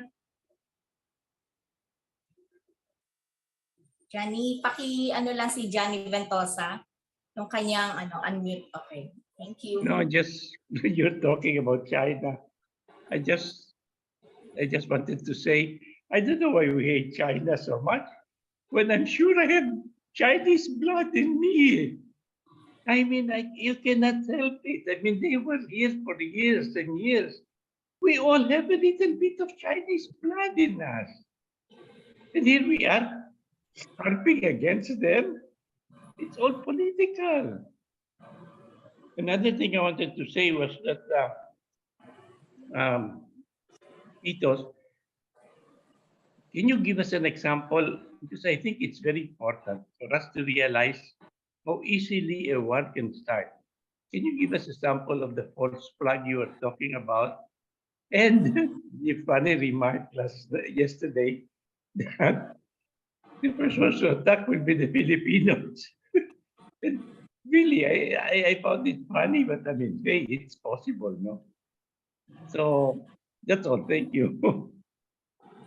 Yes. Well, the best example I can think of when it comes to this one is our yung Philippine-Spanish War nga, and the Spanish-American War. So the Spanish-American War started. First of all, there were already members of Congress dun sa US na gusto magkagera. Alam mo, there's always a group that wants war. Gusto magkagera against Spain. Pero si McKinley, ayaw niya. He was saying, no, there's no need to go to war. We can talk diplomatic. Pero ang ginagawa ng US, nagfa-fund rin sila, ang hindi sinasabi sa mga tao, nagfa-fund sila ng quote-unquote freedom groups. Free Cuba movement or anti-Spain movement dyan sa Cuba. Okay. Cuba has always been a strategic area also for the US at the time. So may nakapark yung pinakamalaking battleship nila, battleship mate. One day, sumabog to. Namatay 2,000 soldiers, I think. So sumabog to. Ang right away, ang press at that time, syempre wala pang social media at that time or whatever, pero ang umabot sa US mainland is binomba ng Spain yung battleship. And therefore, we should go to war. That's an act of war. Ganyan. So, walang choice si McKinley, ginawa niya yun. Pero, bago man lang nangyari yung sabog, bago nangyari yung insidente, di alam ng Americans, di alam ng mundo, na pinadala na ang mga warship towards Manila. Pagka nagta-travel na sila towards Manila. Now that started the Spanish-American War. But we were already fighting the Spanish, di ba? At the time. Lumalaban na si Aguinaldo eh. Tapos, ang sinabi ng mga Amerikano kay Aguinaldo, kami bahala sa'yo. Kami na bahala sa'yo. Labanan mo lang yung Spanish. We will supply you with arms. That never came. Okay? Tapos, nung nag-umpisa na yung Spanish-American War, okay, sabi nga, the famous 1-hour battle sa Manila Bay, di ba? Na pagkatapos yan, hindi alam ng mga Pilipino na may agreement na yung Spain tsaka yung US na mapupunta na sa US yung Pilipinas. In fact, na-occupy na ng Americans yung Intramuros, tapos dating si Aguinaldo, hindi siya pinapasok sa Intramuros. Kasi kala niya magkakampi sila sa laban sa Spain. So, nung nakuha na nauna yung Amerikano sa loob ng Intramuros, nakuha na nila, hindi nila pinapasok si Aguinaldo. So ang talino kasi natin, di ba? Kala natin, napakagaling natin. Diba? Oh. Tapos nakuha pa sa kumbaga sa ilalim ng sa harap-harapan, naloko tayo. Wala na tayong nagawa. Tapos nag-declare tayo ng war against America. Pero wala tayong laban. Okay? So that's a false flag. The false flag was the US battleship Maine because there was no evidence that Spain was able to put a bomb dun sa battleship Maine. So America was the other false flag which is coming out now is 9/11 po. 9/11 yung Twin Towers sa US. 'Di ba? Kasi walang ebidensya na may isang lalaki tawag si Osama bin Laden doon lang sa disyerto na nagko-command ng 5 airlines. Na wala man lang cellphone. 'Di ba? Okay? So lumalabas ngayon sa investigation and people are coming out now na it was really an inside job. An inside job that forced America into a new world order which is more martial law style rules with homeland security na they can investigate any citizen whenever they want without freedom, di ba? Without having to prove some increased police presence. Tapos, invasion of Iraq and Iran in the Middle East.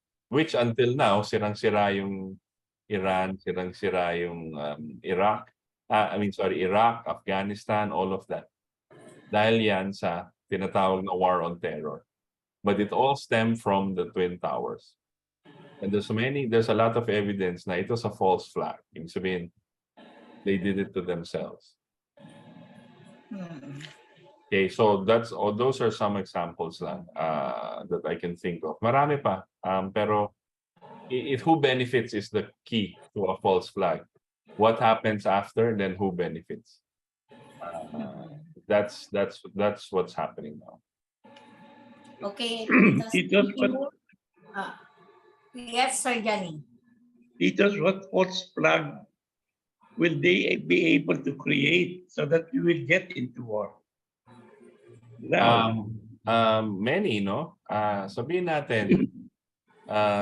natin sumabog yung ating bagong ship. Let's say during a patrol near Chinese vessels. Tapos sumabog. Namatay mga 300 soldiers. Sabihin mo na. The old commissioned ship of the US. Oh. And then we declare war against China, right? We blame China. Who else are we going to blame? Do we blame China? Because what's happening there in the middle of the ocean, wala namang media eh. How will they know? And our media is so Crooked. no, our media is so not even crooked. Eh. Even if they weren't crooked, they don't have the capability to see these things through. They don't have the capability to ask. They're very simple-minded.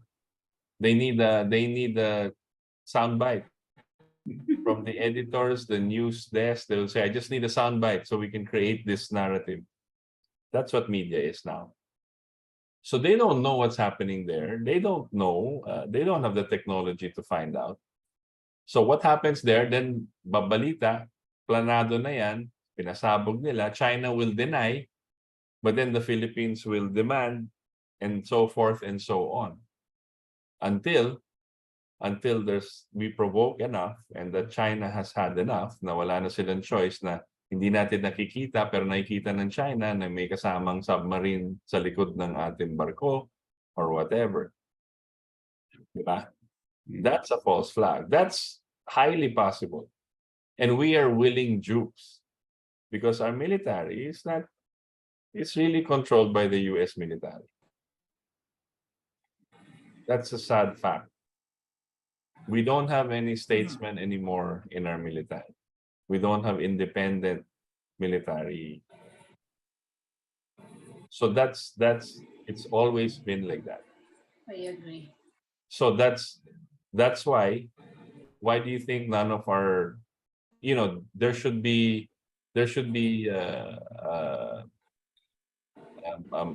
statements, and there should be more, how do you say, statesman-like comments from our generals, from the military about these things.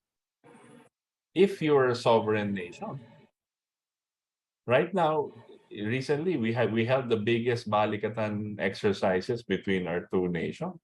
What do we know what happens there? Ang nakikita lang natin, pa konti-konting video na approved by the military of the US to be released. That is like saying, oh, ito yung press release. Yan ang gusto natin makita ng taong bayan. Yun lang yun. It's not some friendly exercise. The other things, under that cover, how do you know what's going on? I saw a video of recent congressmen. They were in this region. And they said, no, we're at war. We're at war already. That's what they said. Sabi ng US, in the US, congressman, a delegation came to visit this area, observing balikatan, observing all of this. And they came back and said that we're at war already. Hindi lang na ano ng media. Tayo naman kasi, we go by what media says, di ba? Yun lang naman eh. Pag hindi sinabi sa media, hindi totoo. O sabi ng ABS-CBN, ibig sabihin totoo na. Yun lang naman eh. So yun lang yung ano natin. Yun lang yung extent ng ating, kumbaga, our own worldview. Is the media. They form our worldview. Yung media ang sumusuka o what is draw? Draw in English. In Tagalog. Gumuguhit. Sila yung gumuguhit, humuhubog sa ating pag-iisip. Diba? Pag ating pag-iisip tungkol sa iba't ibang mga bagay. Kaya nga lahat ng kababayan natin galit sa China eh. Diba? Biglang galit sila sa China. Bakit naman ginawa ng China? Diba? Yun eh. Kontrolado yung media natin eh. Okay. Yun lang. Okay, it's already 8:39 na po ng gabi, Philippine Standard Time, at kayo po ay nakikinig pa rin sa pamagitan po ng ating social media accounts na Katipunan Channel o Partido KDP. At syempre napapakinggan niyo po kami no sa RMN Dizexel 558 kHz AM band. At nako, may isa pang question. Sige, pagbigyan kita, Giancarlo, last na question na yan. And then afterwards, ay magbabasa na tayo ng mga comment and text messages. Okay, go ahead, Carlo. Ay, tanong ko lang po, no?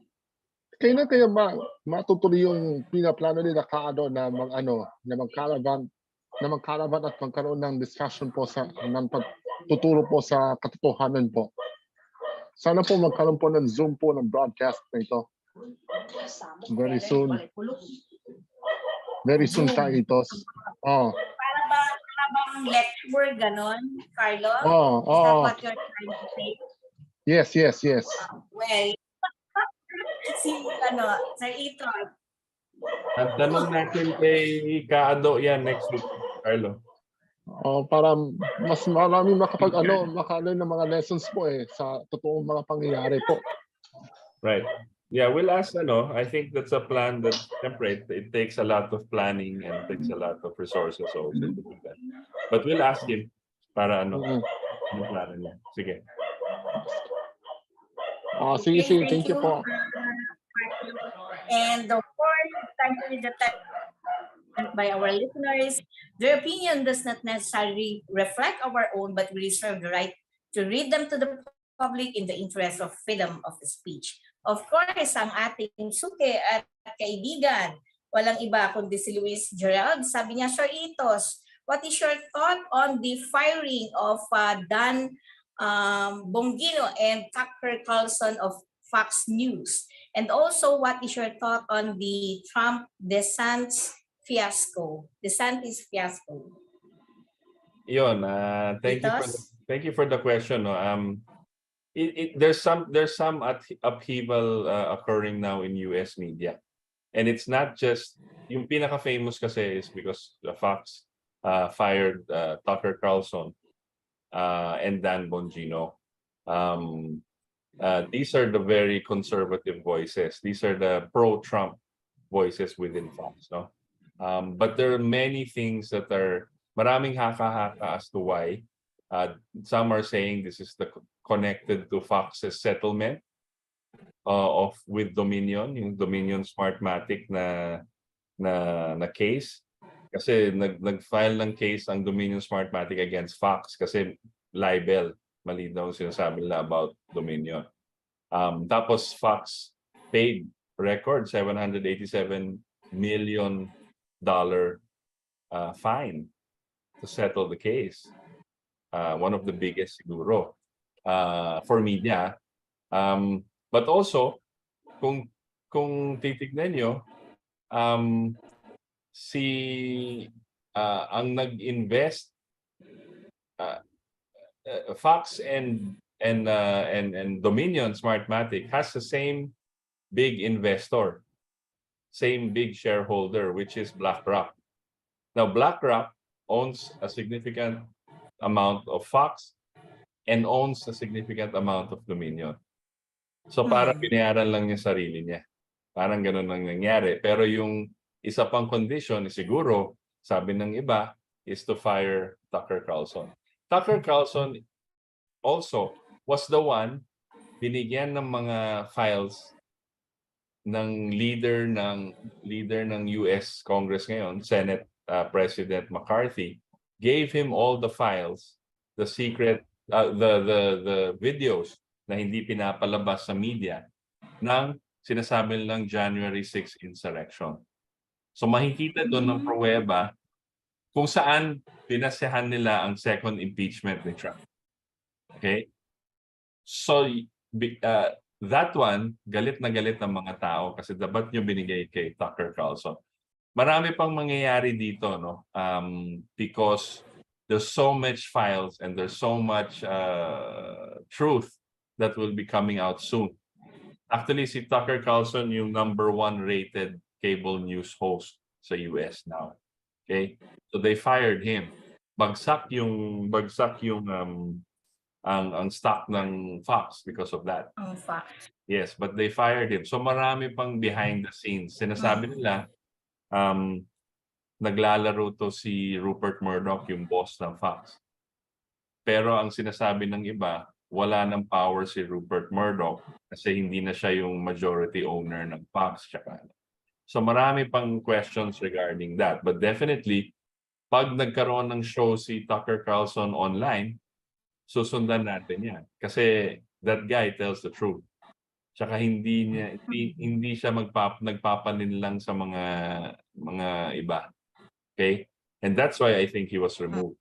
Because ang dami nangyayari ngayon in terms of the revelations with the lockdowns, Fauci, and even yung Epstein. Yung nangyayari, Epstein and connection to Bill Gates at lahat. Alam po ni Tucker Carlson yun. At siguro, sabi nila, huwag natin bigyan ng plataforma para mag-ingay pa to kung to, alisin na natin. Diba? Diba nang bumaba rating natin, alisin na natin. So that's what's happening now. Yan po ay haka-haka lang ng mga different accounts on Telegram and Rumble. Yun po. May isa pa bang question? Sorry. Okay, thank you, Itos. And of course, meron tayong may text messages pa tayo. Sabi ni Boyet Perebras, good evening, Katipunan.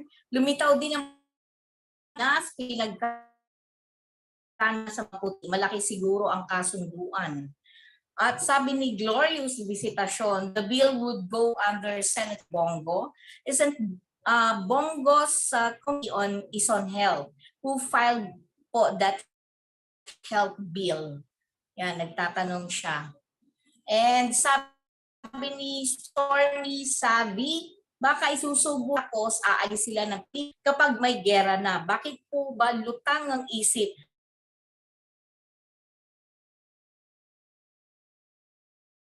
Nakatira ba ng katol? Is there any rational sa rational sa PBBM decision ang desisyon ng President?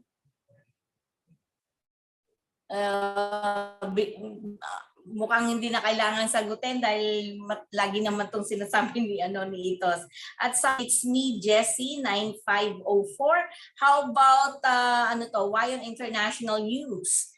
Sabi ni Luis Gerald, already US CDC Director Rochelle Walensky is already been resigning. Actually, sa last day ng June pa. Sir Itos, what is your thought on the firing of, mukhang nasagot na ito, Luis. Iba naman, sabi ni Glorious Visitasyon, even during the pandemic, sino po ba ang unang tumulong sa atin sa vaccine? US ba, Russia pa, at China? Itos? I think you want to answer that? Sino ba unang tumulong? Yes, I remember Russia offering to help with their vaccines, to sell us their vaccines, or first to give it for free. I remember na report ni Kabuch yan, yung tatay ko, long ago, 2020 pa lang. Hindi pa nakalabas yung mga Pfizer and the rest of the companies. And then China also came out with their own, right? But it's not mRNA.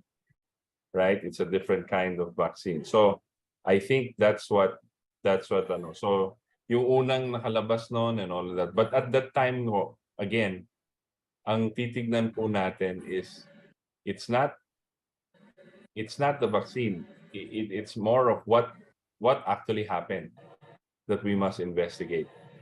Because hindi pa natin alam yung source, hindi pa natin alam yung rason kung bakit lumabas to. Wala pong naniniwala na dahil kumakain ng mga bat yung Chinese kaya lumabas tong COVID. Wala pong naniniwalang ganyan. Istoryang fairy tale yan. Parang yan, mythology.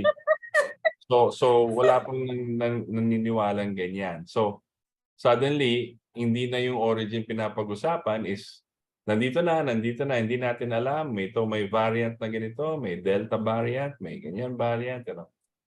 Hindi po natin alam. Pero ang alam natin at na-report natin dito, na pag-usapan natin, in 2020, nawala po yung flu sa buong mundo. Lahat ng incident ng flu, trangkaso, nawala. Pero ngayon, bumabalik na yung flu. Okay? So magtanong-tanong po tayo, mag-isip-isip muna tayo, ha? So obvious, I think it's pretty obvious that there was something not right going around. So yun lang. Sentido común lang. At sabi naman ni Philip Doyete, sabi niya, hello, good evening Katipunan. At sabi ni Brixton Bebot Francisco Mata, nako, he is listening. May heart pa. At sabi ni Mars Kyril, my heart praying, may Almighty God grant us guidance and wisdom. Watching from USA, California. Good evening, Itos Valdes of Philippines and my kababayan. God bless Philippines. Early morning daw sa US ngayon. Sabi ni Mars Kyril. At ito, sabi ni Carlo. Carlo, talaga. Good evening. Paki-greet po ng good evening ang lahat ng kabansa. Lalo ka Dato Antonio Lorenzo Santillan, Miss Katrina Zayas Akailar at ang buong Gising Maharlika team. Yan. Thank you, Gising Maharlika. Mabuhay po kayo. Kapatid Kuya Itos Valdes. Thank you, Gising Maharlika, for watching us and continue supporting KDP. At sabi naman ni Jinky Bill, magandang gabi po sa lahat watching from Germany. Sabi nga po ng babaeng defense minister ng Germany na the whole Europe is fighting Russia at kaya daw patuloy na nagbibigay ang Germany ng financial help at armas para daw hindi mismo ang Germany ang makigera sa Russia. Ibig sabihin naging proxy war ang Ukraine sa Western countries o NATO. Ang US na idol ni PBBM at ng maraming mamamayang Pilipino simula sa May 12 ay hindi na required ang vax card sa mga international travel to US. Kaya sana magising na ang Pilipinas at sumunod na rin tanggalin na lahat ng COVID travel protocols. At sabi ni Maxi, the title of the fairy tale is Stupid Piper of Hamelin. Yan. Sabi ni Dennis Sordan, let's pray for our country. We don't want war. Tama ka dyan, Dennis. At sabi ni Virgilio Villanueva, good evening, Sir Itos and Ma'am Cathy. Good evening po. At sabi ni Rogelio Balita, oligarko connected sa cabal flu, the financial system of the West. At sabi ni Esme, it's me, Jessie 9504, bantayan nyo ang mga lumalabas sa bibig ni Klaus Schwab kasi yun ang nangyayari. Sabi naman ni Lorelei Desener, sabi niya, shout out Ating Katipunan. Good evening everyone. Nowadays, you cannot trust anybody anymore. PBBM wants unity. All countries are friend, peace, and order worldwide. No war. At sabi ni Gloria sa visitasyon, tama. Prevention is better than cure. At banggit naman ni Jinky Bill, malakas ang loob makigera sa China kasi nga may backup naman daw at dedepensa sa Pilipinas ang US nga. Uncut news po, maraming news na lalaman na hindi sinasabi mainstream media. I agree. At sabi ni Liborio Cordero, good evening to all. At mula naman kay Alfredo Redina, the New Atlas, Canadian Patriot. Ito siguro yung mga website na pwedeng bisitahin ng ating mga kababayan. No? Sabi ni Alfredo Atlas, Canadian Patriot, Linda LaRouche, Diansare, Rob News, CGTN, RT, Global Times, People's Daily, Xinhua News, etc. Sabi niya. At mula naman kay Osman Mohammed Zin, I'm afraid things can happen. Murphy's Law, what it happened, Philippines will lose a lot. Sabi niya. At sabi ni Alfredo Redina, May 9, LB History, USA, Russia, fought Nazi, Admiral Zheng He of Ming Dynasty, Sultan Patuka of Sulu buried in China, Rizal Park in China. Yan. At sabi naman ni Dennis Estabal, totoo po lahat ang sinasabi nyo.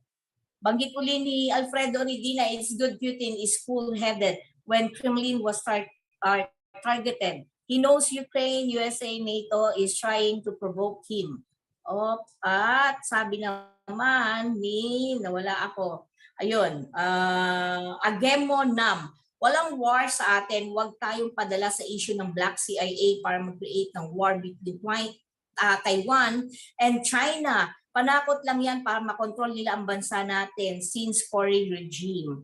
Sabi naman ni Cesar Soberano, Uy, Cesar, mabuhay kay DT pagpatuloy ang paglaban sa imperialistang Anglo-American Empire of Cabal Deep Estate Military Industrial Complex. Sabi naman ni Tintin Labrador, good evening po at mabuhay kayo. Ako hindi ko matawag na president yung si BBM. Dahil fake president yan at mahina na ulo, pinagkakanulo pa tayo. At siya din ang may gusto ng SB 1869 na terribly unconstitutional, therefore satanic bill. Sabi naman ni Glorious Visitation, and when tension begins in Taiwan or China, who will the US soldiers here will take orders from? Check ba si PBBM na Philippine commander ang susunduin ng mga kano? O susundin siguro to. Siyempre may sarili silang US command. Kahit po walang war, paano kung isanction tayo ng China? Matatagalan ba natin yun? Grease in my eyes, a Pinoy vlogger adventure, idulog niyo po kay PBBM at huwag puro dada. Okay? At ganoon na po yun. Okay po. Huwag magmagaling po mga kapatid. Sabi ni Glorious Visitation. Yun. Any comment? Okay. Grease in my eyes, a Pinoy vlogger's adventure, idulog. Okay. Anacela Watson, true. You can see the Matrix. Nag-pass in review si PBBM sa US. At sabi rin niya, yes, that's true, psychological war. Kaya dapat let's be awake. CNN in US were close. Mula kay Kiara Dizon, my only hope is God's naputol. My only hope is God's divine intervention. Mula kay YT watching from Bern, Switzerland. At, maraming salamat sa iyo YT. At sabi ni Arroyo Jeanette, good evening po sa lahat ng viewers. Sabi niya, at sa ating Katipunan anchors. At mula kay Glorious Visitation, and when tension begins, parang nabasa ko na to kanina, kahit po walang war, paano kung isanction tayo ng China? Matatagalan ba natin yon? Can you answer that? Mula kay Glorious Visitation. Kahit na po walang war, paano kung isanction tayo ng China? Matatagalan ba natin yon? Look, when we say sanction, that means what? They will not trade with us? So we have no choice. If they sanction us, we don't have trade. But here's the thing. Yung number one trading partner natin for now, I think, is the USA. Okay? So they buy most of our products. What if they sanction us? Saan tayo pupunta? Di ba? It's not about China punishing us or not. Never in their history, nor in their movements, did they ever na gumagalaw silang ganyan. Na kailangan ganito, kailangan ganyan. Tayo yung gusto ng tourism nila. Tayo yung may gusto ng business with them. They are one of the fastest growing economies in the world, so they need more resources and we can provide a lot of those resources.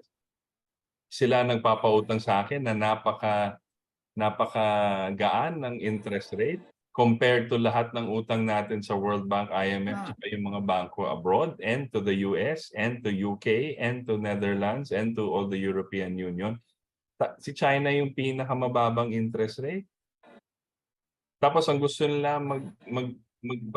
mahiram is for rail and bridges, and China is the number one manufacturer of rail in the world right now. In terms of technology, in terms of know-how, sila yung number one high-speed rail. Walang ibang nakakalapit na sa kanila. Dati Germany, dati US, ngayon hindi na. In terms of rail, sila yung number one. Now, if we want rail dito sa Pilipinas, sino pang kausapin natin? Diba? Okay. Yun lang po eh. Parang it's common sense. Common sense lang po tayo. Yun lang. Ido kumon. Yun ang word for the day, for this night.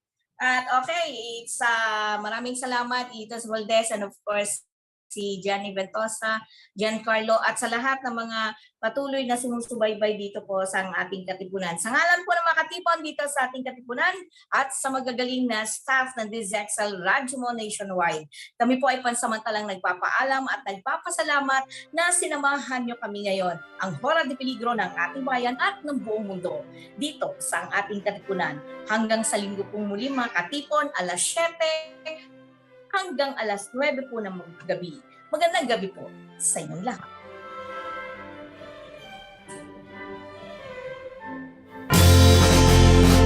Inyong napakinggan si Itos Valdes kasama si Cathy Cruz at iba pang katipon na nakilahok sa talakayan.